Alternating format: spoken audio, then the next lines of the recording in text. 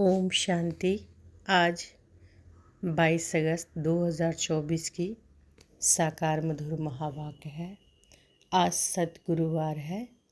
सद्गुरुवार की वरदानी दिवस का आप सबों को बधाई हो।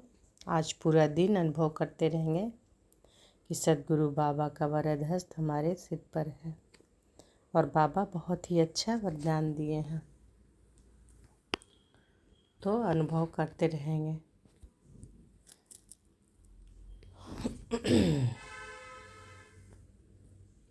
आज के महावाक्य में बाबा बोले, मीठे बच्चे, तुमने सारे कल्प में ऑल राउंड पार्ट बजाया। अब पार्ट पूरा हुआ, घर चलना है। तुमने सारे कल्प में ऑल राउंड पार्ट बजाया, अब पार्ट पूरा हुआ, घर चलना है। प्रश्न है, तुम बच्चे अपने भाग्य की महिमा किन शब्दों में करते हो? तुम बच्चे अपने भाग्य की महिमा किन शब्दों में करते हो? उत्तर है, हम हैं ब्राह्मण चोटी, हमें निराकार भगवान बैठ पढ़ाते हैं। दुनिया में मनुष्य मनुष्य को पढ़ाते हैं, लेकिन हमें स्वयं भगवान पढ़ाते हैं। तो कितने भाग्यशाली हुए? भाग्यशाली हुए ना कि हमें स्वयं पढ़ाने वाला कौन है? भगवान है। दूसरा प्रश्न है, इस ड्रामा में सबसे बड़ा पोजीशन किसका है? इस ड्रामा में सबसे बड़ा पोजीशन किसका है? उत्तर है, निराकार बाप का। वह तुम सब आत्माओं का बाप है।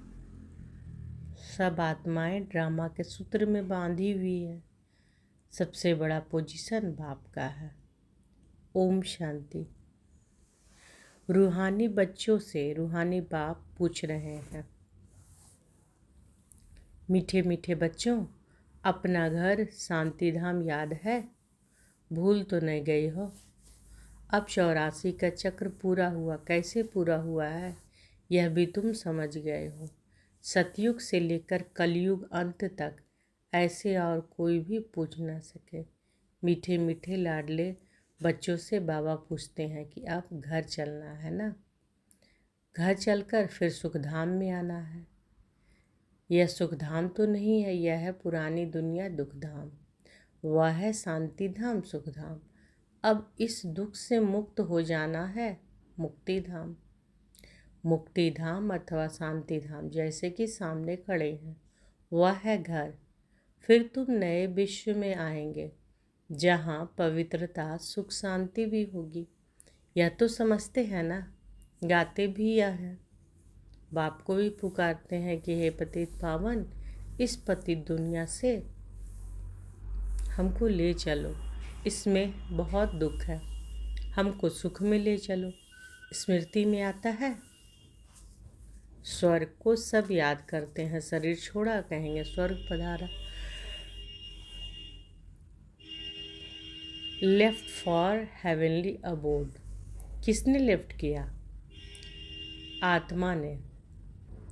शरीर ने तो नहीं जाता है, आत्मा ही जाती है। अभी तुम बच्चे ही शांति धाम सुख धाम को जानते हो और कोई नहीं जानते। तुम बच्चों की बुद्धि में नॉलेज है शांति धाम क्या है और सुख धाम क्या है।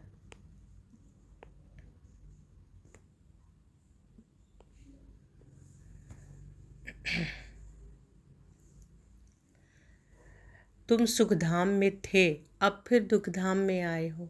सेकंड मिनट घंटे दिन वर्ष बीत गए, अब 5000 वर्ष में बाकी कुछ दिन रहते हैं। बाप बच्चों को स्मृति दिलाते रहते हैं। बहुत सहज बात है, इसमें मूंझने की दरकार ही नहीं। आत्मा 84 जन्म कैसे लेती है यह भी किसी को पता नहीं। लाखों वर्ष की बात तो किसी को भी याद रहना मुश्किल है। यह है ही 5000 वर्ष की बात। व्यापारी लोग भी स्वस्तिका चोपड़े पर निकालते हैं, उसको गणेश कह देते हैं। गणेश को हाथी की सूंड दिखाते हैं। इसको कहा जाता है वेस्ट ऑफ टाइम। तुम्हारे में कितनी ताकत थी, वह दिन प्रतिदिन कम होती गई।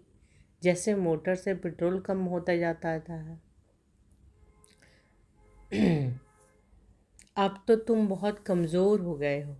5,000 वर्ष पहले भारत क्या था? अथाह सुख थे, कितना जबरदस्त धन था।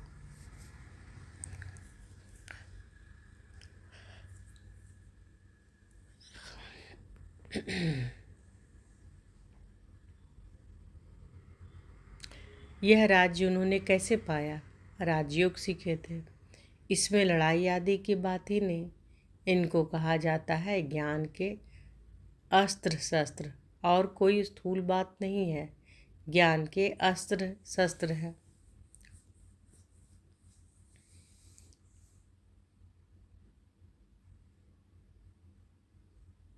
तो बाबा क्या बोल रहे हैं? ये 5,000 वर्ष पहले भारत क्या था?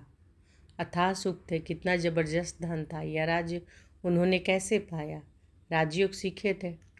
इसमें लड़ाई आदि की बात ही नहीं। इसको कहा जाता है ज्ञान के अस्त्र शस्त्र, और कोई स्थूल बात नहीं है।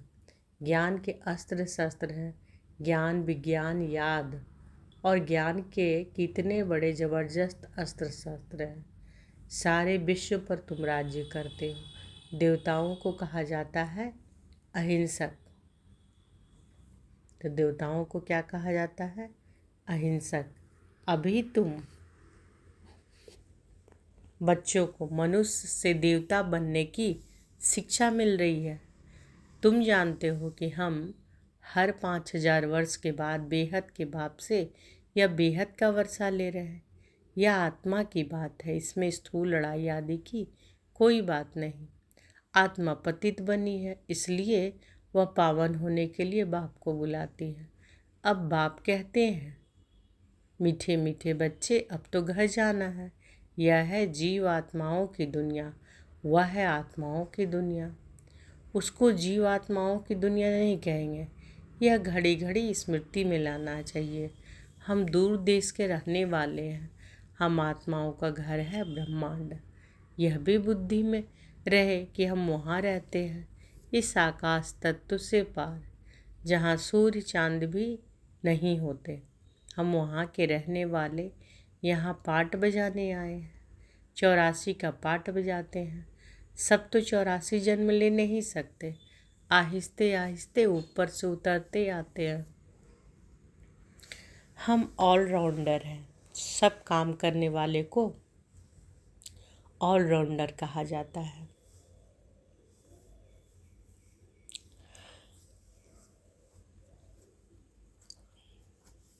तुम भी ऑलराउंडर हो। आदि से अंत तक तुम्हारा पाठ है। अब इस चक्र का अंत है तो भी ऊपर से आते रहते हैं। बहुत बच्चे रहे हुए हैं जो ऊपर से आते रहते हैं, वृद्धि को पाते रहते हैं। बाप ने तुम बच्चों को हम सो का अर्थ भी समझाया है। वह लोग तो कहते हैं कि हम आत्मा सो परमात्मा है। उनको तो ड्रामा के आदि मध्य अंत ड्यूरेशन आदि का कुछ भी पता नहीं। तुमको बाप ने समझाया है। इस शरीर में तुम अभी ब्राह्मण हो। प्रजापिता ब्रह्मा द्वारा शिव बाबा ने तुमको एडॉप्ट किया है। पढ़ाते हैं, यह तो याद रखना चाहिए ना। बाप हमको पढ़ा रहे हैं। वह उच्च ते उच्च भगवान है। सभी आत्माएं इस ड्रामा के धागे में पिरोई हुई है। अभी तुम जानते हो कि हम शुरू में देवता थे, फिर हम सो क्षत्रिय धर्म में आए, अर्थात सूर्यवंशी से चंद्रवंशी में आए। इतने जन्म लिए, यह सब पता होना चाहिए। कल भी बाबा 84 का चक्र बता रहे थे ना। सारा जो अस्त्र है, शस्त्र जिसको बाबा कल बता रहे थे कि गदा का अर्थ क्या है, कमल का अर्थ क्या है। तो आज भी बाबा क्या बोल रहे हैं?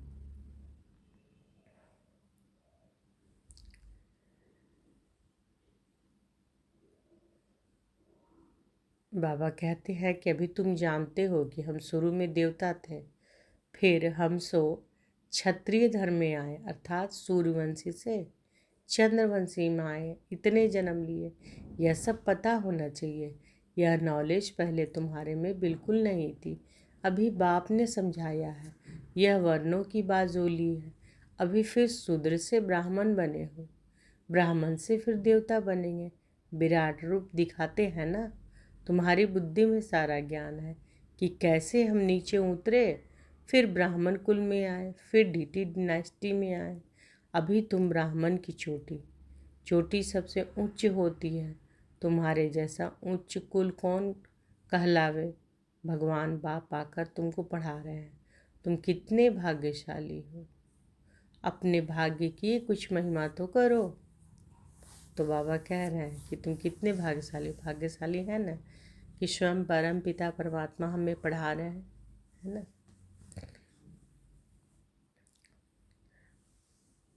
तो बाबा कहते हैं कि तुम कितने भाग्यशाली हो, अपने भाग्य की कुछ महिमा तो करो।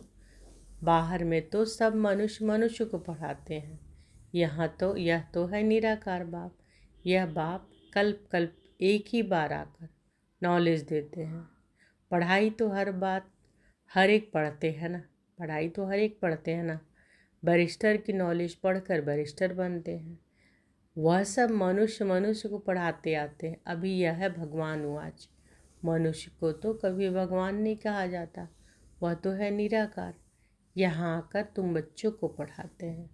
पढ़ाई न सूक्ष्म वतन में न मूल वतन में पढ़नी होती है, पढ़ाई होती है यहाँ। इसमें मूंझने की तो बात ही नहीं है। स्कूल में कभी स्टूडेंट कहेंगे क्या कि हम मूंझते हैं, हमको निश्चय नहीं होता। पढ़ाई को पढ़कर अपना स्टेटस लेते हैं। यह लक्ष्मी नारायण सतयुग आदि विश्व के मालिक कैसे बने? जरूर बाप द्वारा बने। बाप तो सच बताएंगे, भगवान कोई रॉन्ग थोड़े ही बता सकते हैं। बड़ा भारी इम्तिहान है। इस समय तो है प्रजा का प्रजा पर राज्य, राजा रानी है नहीं। सतयुग में थे, अभी कलयुग अंत में है नहीं। इसको कहा जाता है पंचायती राज। तो इस समय तो प्रजा का प्रजा पर राज, राजा रानी है नहीं। सतयुग में थे, अभी कलयुग अंत में है नहीं। इसको कहा जाता है पंचायती राज। गीता में लिख दिया है, कौरव और पांडव रूहानी पंडित तो तुम हो ना। सबको रूहानी घर का रास्ता बताते हो। वह है तुम आत्माओं का रूहानी घर। रूह जन्म लेकर पाठ बजाती है। यह बातें तुम्हारे सिवाय और कोई नहीं जानते। ऋषि मुनि आदि कोई भी न रचता को न रचना के आदि मध्य अंत को जानते हैं। लाखों वर्ष कह देते हैं, परंतु उनका भी कोई पूरा हिसाब किताब नहीं है। आधा आधा भी हो न सके। पूरा आधा सुखधाम, फिर पूरा आधा दुखधाम। यह है पतित दुनिया विशेष, और वह है वाइसलेस। बाप कितना ऊंचे ऊंच है, परंतु कितना साधारण है। कोई बड़े आदमी ऑफिसर आदि से मिलते हैं तो उनको कितना रिगार्ड देते हैं। पतित दुनिया में पतित मनुष्यों ही पतितों का दीदार करते हैं। तो पतित दुनिया में पतित मनुष्य ही पतितों का दीदार करते हैं। पावन तो है ही गुप्त, बाहर से दिखाई कुछ नहीं पड़ता है। बाप को कहा जाता है नॉलेजफुल ब्लिसफुल। तो बाबा को क्या कहा जाता है? Knowledgeful blissful. सब बातें बाप में फुल हैं, इसलिए उनको ज्ञान का सागर कहा जाता है।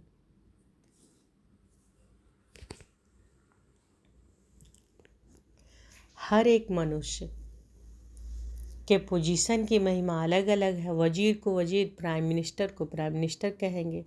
यह फिर है ऊंची ते ऊंची भगवान। सबसे बड़ा पोजीशन है निराकार बाप का, जिसके हम सब बच्चे हैं। वहाँ हम सब बाप के साथ परमधाम में रहते हैं। वहाँ है, वह है घर। यहाँ सबको अपना अपना पाठ मिला हुआ है। कोई एक जन्म का भी पाठ बजाकर वापस चले जाते हैं। बाप समझाते हैं, यह मनुष्य सृष्टि का वैरायटी झाड़ है। यह मनुष्य सृष्टि का वैरायटी झाड़ है, एक न मिले दूसरे से। आत्मा तो एक जैसी है, बाकी शरीर एक न मिले दूसरे से। नाटक भी दिखाते हैं कि जिसमें एक जैसी दो शक्ल बनाते हैं, जिसमें मूंझ जाते हैं कि पता नहीं हमारा पति वह है या यह वह या यह है। यह तो बेहद का खेल है। इसमें एक न मिले दूसरे से। हर एक के फीचर्स अलग अलग हैं। आयु भले एक जैसी है, परंतु फीचर्स एक जैसे हो न सके। हर जन्म में फीचर्स बदलते जाते हैं। कितना बड़ा बेहद का नाटक है, तो उनको जानना चाहिए ना। सारे विश्व के आदि मध्य अंत का ज्ञान तुम्हारी बुद्धि में है। हर एक ड्रामा में जो पार्ट है वही बजाएंगे। ड्रामा में कोई रिप्लेस हो नहीं सकता। बेहद का ड्रामा है ना, जन्म लेते रहते हैं। सबके फीचर्स अलग अलग हैं। कितने वैरायटी फीचर्स हैं। यह नॉलेज सारी बुद्धि में समझने की है। कोई किताब आदि है नहीं। गीता का भगवान हाथ में गीता ले आता है क्या? वह तो ज्ञान का सागर है। पुस्तक थोड़े ही ले आया। पुस्तक तो भक्ति मार्ग में बनते हैं। यह सब ड्रामा में नूंद है। एक सेकंड न मिले दूसरे से। तुम बच्चों को तो अब समझा दिया है। तुम बच्चों को तो अब समझा दिया है। चक्र पूरा हो फिर नए सिरे शुरू होगा। अभी तुम पढ़ रहे हो। बाप को भी तुम जान गए हो, रचना को भी जान गए हो। मूल वतन से यहाँ आते हो पाठ बजाने। स्टेज कितनी बड़ी है, इनका कोई माप नहीं हो सकता। कोई भी पहुँच नहीं सकते। सागर और आकाश का कोई अंत नहीं पा सकते, इसलिए बेअंत कहा जाता है। सागर और आकाश का कोई अंत नहीं पा सकते, इसलिए बेअंत कहा जाता है। आगे इतनी कोशिश नहीं करते थे, अभी कोशिश करते हैं। साइंस भी अभी है, फिर कब शुरू होगी? जब उन्हों का पाठ होगा। तो इतनी यह सब बातें शास्त्रों में थोड़े ही है। सुनाने वाले के बदले सुनने वाले का नाम डाल दिया है। यह काली आत्मा, वह गोरी आत्मा। काली आत्मा इनके द्वारा सुनकर गोरी बनी है। नॉलेज से कितना उच्च पद मिलता है।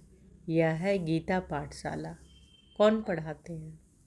भगवान राजयोग सिखाते हैं अमरपुरी के लिए, इसलिए इसको अमर कथा भी कहा जाता है। भगवान राजयोग सिखाते हैं अमरपुरी के लिए, इसलिए इसको क्या कहा जाता है? अमर कथा भी कहा जाता है।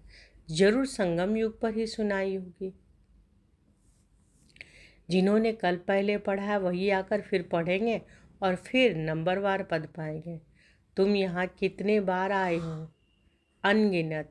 कोई पूछे कि यह नाटक कब शुरू हुआ है, तुम कहेंगे यह तो अनादि चला आ रहा है। गिनती की बात हो नहीं सकती। पूछने का ख्याल भी नहीं आता। शास्त्रों में सभी है भक्ति मार्ग की कहानियाँ जो पढ़ते रहते हैं। यहाँ तो अनेक भाषाएं हैं। सतयुग में अनेक भाषाएं आदि होती नहीं। एक धर्म, एक भाषा, एक राज्य की तुम स्थापना कर रहे हो। वे लोग तो शांति स्थापना करने की राय देने वालों को प्राइज देते रहते हैं। शिव बाबा तुमको सारे विश्व में शांति स्थापन करने की राय देते हैं। उनको तुम क्या प्राइज देंगे? वह तो और ही तुमको प्राइज देते हैं, लेते नहीं। यह समझने की बातें हैं। कल की बात है जबकि इन्हों का राज्य था। अभी तो रहने की जगह नहीं है। वहाँ तो 2-3 मंजिल बनाने की दरकार नहीं रहती। लकड़ी आदि की दरकार नहीं। वहाँ तो सोने चांदी के मकान होते हैं। साइंस के ज़ोर से झट मकान बन जाते हैं। यहाँ तो साइंस से सुख भी है, दुख भी है। इससे सारी दुनिया खलास हो जाएगी। इसको कहा जाता है फॉल ऑफ पॉम्पिया। माया का कितना पॉम्प है। साहूकारों के लिए तो जैसे स्वर्ग है, इसलिए वह तुम्हारी बात भी नहीं सुनते। आगे तुम भी नहीं जानते थे। यहाँ तो बाप आकर डायरेक्ट तुमको पढ़ाते हैं। तो ये बातें बार बार बाबा आज के महावाक्य में बोल रहे हैं। पढ़ाने वाला कौन है? निराकार शिव बाबा है। तो हम सब कितने भाग्यशाली हैं, है ना? हमें पढ़ाने वाला निराकार भगवान है। तो ये बातें बार बार बाबा पक्का करवा रहे हैं, बार बार बोल रहे हैं कि आगे तुम भी नहीं जानते थे। यहाँ तो बाप आकर डायरेक्ट तुमको पढ़ाते हैं। बाहर में तो फिर भी बच्चे पढ़ाते हैं। मित्र संबंधी आदि भी याद आते रहते हैं। यहाँ तो बाप बैठ समझाते हैं। दिन प्रतिदिन तुम याद की यात्रा में पक्के होते जाएंगे, फिर तुमको कुछ भी याद नहीं आएगा, सिर्फ घर और राजधानी याद आएगी। फिर ये नौकरी याद नहीं आएगी। मरेंगे ऐसे जैसे बैठे बैठे हार्ट फेल होते हैं। दुख की बात नहीं, हॉस्पिटल आदि तो कुछ भी नहीं होंगे। बाप को जान लिया और स्वर्ग के मालिक बने। तुम्हारा तो हक है, सबका नहीं, क्योंकि स्वर्ग में सब तो नहीं आएंगे ना। तो बाबा क्या बोल रहे हैं कि तुम याद की यात्रा में पक्के होते जाएंगे, फिर तुमको कुछ भी याद नहीं आएगा, सिर्फ घर और राजधानी याद आएगी। फिर यह नौकरी आदि याद नहीं आएगी। मरेंगे जैसे बैठे बैठे हार्ट फेल होते हैं। दुख की बात नहीं, हॉस्पिटल आदि तो कुछ भी नहीं होंगे। बाप को जान लिया और स्वर्ग के मालिक बने। तुम्हारा तो हक है, सबका नहीं, क्योंकि स्वर्ग में सब तो नहीं आएंगे। अच्छा, अब बाबा का याद प्यार लीजिए। मीठे मीठे सिक्के लदे बच्चों प्रति माता पिता बाप दादा का याद प्यार और गुड मॉर्निंग। रूहानी बाप की रूहानी बच्चों को नमस्ते। हम सब रूहानी बच्चों की रूहानी माता पिता बाप दादा को याद प्यार, गुड मॉर्निंग और नमस्ते नमस्ते नमस्ते। शुक्रिया बाबा, शुक्रिया। धारणा के लिए मुख्य सार। पहला है, रूहानी पंडा बन सबको रूहानी घर का रास्ता बताना है। ज्ञान और योग के अस्त्र शस्त्र से सारे विश्व पर राज्य करना है, डबल अहिंसक बनना है। रूहानी पंडा बन सबको रूहानी घर का रास्ता बताना है। ज्ञान और योग के अस्त्र शस्त्र से सारे विश्व पर राज्य करना है, डबल अहिंसक बनना है। दूसरा, 84 जन्मों का ऑलराउंड पार्ट बजाने वाले को अभी ऑलराउंड बनना है, सब काम करने हैं। बेहद के वैरायटी ड्रामा में हर एक एक्टर का पार्ट देखते हुए हर्षित रहना है। 84 जन्मों का ऑलराउंडर पार्ट बजाने वाले को अभी ऑलराउंडर बनना है, सब काम करने हैं। बेहद के वैरायटी ड्रामा में हर एक एक्टर का पार्ट देखते हुए हर्षित रहना है। बाबा जी वरदान दिए हैं तो अनुभव करें और पूरा दिन अनुभव करते रहेंगे। वरदानी दिवस है कि बाबा हम का वरद हस्त हमारे सिर पर है और बाबा ने वरदान दिया, अविनाशी उमंग उत्साह द्वारा तूफान को तोहफा बनाने वाले श्रेष्ठ ब्राह्मण आत्मा भव। अविनाशी उमंग उत्साह द्वारा तूफान को तोहफा बनाने वाले श्रेष्ठ ब्राह्मण आत्मा भव। उमंग उत्साही ब्राह्मणों की उड़ती कला की पंख है, इन्हीं पंखों से सदा उड़ते रहो। यह उमंग उत्साह आप ब्राह्मणों के लिए बड़े से बड़ी शक्ति है, नीरस जीवन नहीं है। उमंग उत्साह का रस सदा है। उमंग उत्साह मुश्किल को भी सहज कर देता है, वे कभी दिल शिकस्त नहीं हो सकते। उत्साह तूफान को तोहफा बना देता है। उत्साह किसी भी परीक्षा व समय को मनोरंजन अनुभव कराता है। ऐसे अविनाशी उमंग उत्साह में रहने वाले ही श्रेष्ठ ब्राह्मण हैं। स्लोगन है, शांति की वास्तुप जगा कर रखो तो अशांति की बाँस समाप्त हो जाएगी। शांति की वास्तुप जगा कर रखो तो अशांति की बाँस समाप्त हो जाएगी। तो आज के मधुर महावाक्य में बाबा क्या बोले कि तुमने सारे कल्प में ऑलराउंड पार्ट बजाया, अब पार्ट पूरा हुआ, घर चलना है। अच्छा, शुक्रिया बाबा, शुक्रिया। ओम शांति।